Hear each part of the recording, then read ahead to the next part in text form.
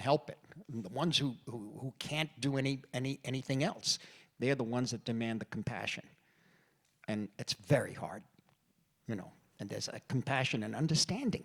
You may hate it, you may get, you know, I don't know, but that's a very important thing to nurture in a human being and not cut people off dead. I remember back when Mean Streets was shown at the New York Film Festival, one critic who actually was very nice with me at certain times, but this time he hated the film. And well, Mean Streets was the first, and afterwards he was very nice about certain films. Anyway, I don't want to mention his name. Good guy, let him be. A long time ago. Anyway, there was another film that ended the festival. It was a terrific film, and I want to mention the name because it is a beautiful film, and the filmmaker's a good friend. But when the festival was over, he wrote that the last film, the film I just mentioned, is the front page. That's the front pages. Mean Streets is the back page. And I said, well, you didn't like the movie. But then over the years I realized, that's right, it is the back page. The back page what? You know, what is that?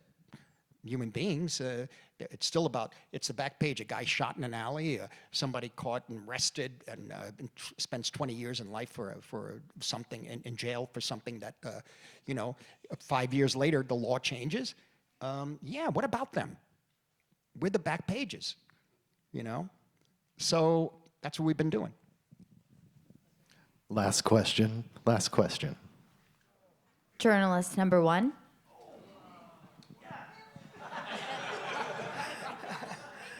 Oh my God, thank you. Mose Persico, CTV, Montreal. Gentlemen, thank you for being here. And as a proud Italian born in Italy, it's an honor to share the same space with you. I mean, our family dogs are called Pacino and DeNiro. True story. Mr. DeNiro knows that. And That's a fact. Mr. Pacino will show you a picture. And our next one will be called Marty. Thank you. Thank you, that's... I promise. First of all, Mr. Scorsese, congratulations on creating another filmmaking masterpiece.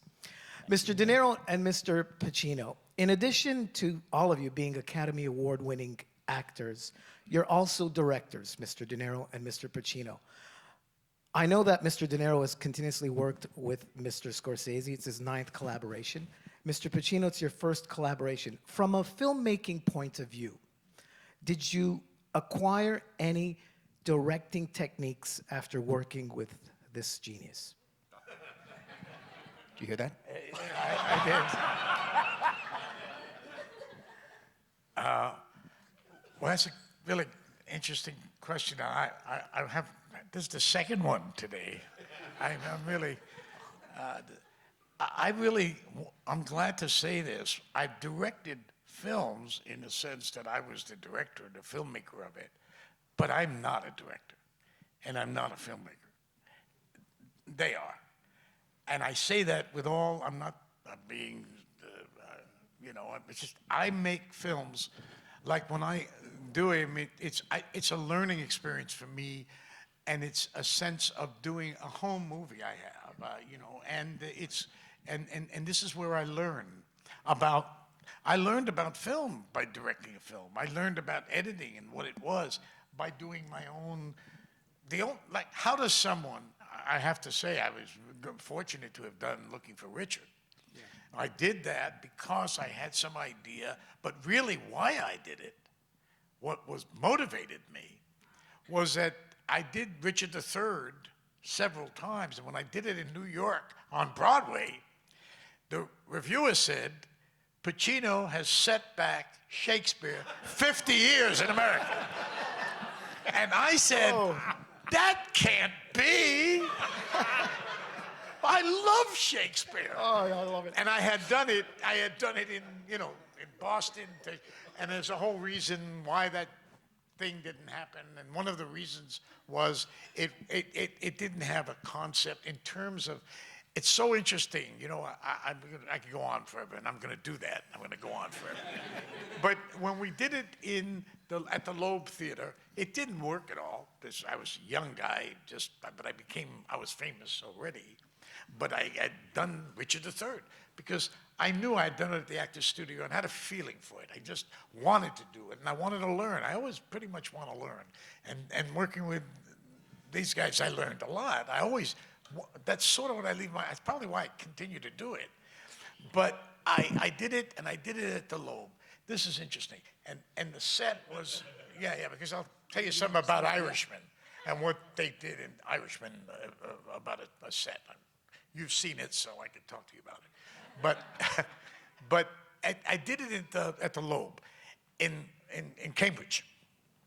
And I mean, I was going on with a fever. I was all, my friend was giving me the words, and I had 2 weeks, but it wasn't there. And I go out, and you haven't lived until you go out in the second act. And there's a lot of red seats in front of you. Half the audience left, maybe 2/3. And I thought, what did I do? What's wrong with me? And so, but then I turned around and looked at the set, and the set was a bunch of bars. I don't know what the hell, who did that and what it came from. I had no idea what I was doing, now is the winter of our discontent, but in front of bars. And I don't know where the hell I was.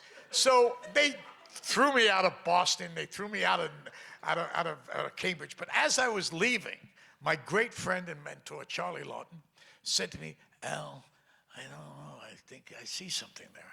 I see something there in what you're doing. David Wheeler, the great theater company of Boston director, he gave me, said, Al, let's not just give this up, please. I said, well, I know, but I feel, I want to get out of town or something. And they said, no, we got this Church of the Covenant. It was right on Marlborough Street, beautiful. This church. And we all went in there, this medieval sort of thing. And I came up, there was a pulpit, and I came up from the pulpit like this with a stocking hat on. And I said, now is the winter of our discontent. And it just started to go. We had a set. We had a concept, a context. You understand? And when we went to Broadway, we didn't bring the church. And these are important things. Now, there's a scene, if you saw it, in The Irishman, where Jimmy Hoffa is going to his end. He doesn't know it. He goes into this place, this house.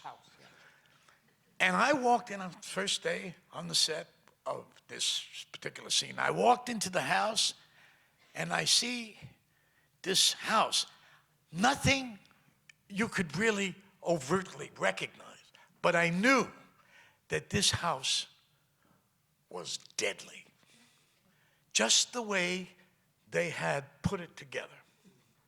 But you couldn't find it. They didn't have things all over it. It was just simple furniture, but in such a way, I thought, this is so, you talk about artful, and that's what I saw. This is what is done as directors. And you saw, it didn't do anything, but this is a place where someone was going to die. And it looked like a normal little house, but it wasn't, because they did certain things. And if he ever would go into the details of what they did, you know what they did. It was a lot, but it looked like nothing. So I don't see the world that way. I don't see the world as, my creative feelings don't come from getting concepts like that. This isn't me. So I'm not a director, because I don't want to. First thing I do when I finish the film is I go read a play. What play am I going to do? I'll do Richard again, in the church, of course. But that's my thing. So the other directing things I did is because I liked particular plays. If I did Chinese Coffee, I'm sure none of you saw it. It didn't. Well, that's good to hear. I did it because I very much wanted to. I wanted to preserve that piece of material that I really liked it. I liked what it was. I liked the writer, Ira Lewis, who's gone now. And I liked that atmosphere of what those guys were going through in the village, and the artists from the 60s, now in the 80s. And the whole concept made me feel like I wanted to be in it. And I didn't have anyone I could pay to direct it, so I did it myself. That's why I directed. And then I directed another thing called The Local Stigmatic, again, which was very interesting. And I did that knowing that this is not going to go anywhere. but it was a way of me preserving some of the stuff. I had the money at the time, so I was able to help with the financing of it. And that was my reasoning. So even though I directed film and whatever, I don't look at it, I don't look at myself that way. I have no desire to do it. And I have great respect and admiration for people who just do that. And it's not me. It's like, you know,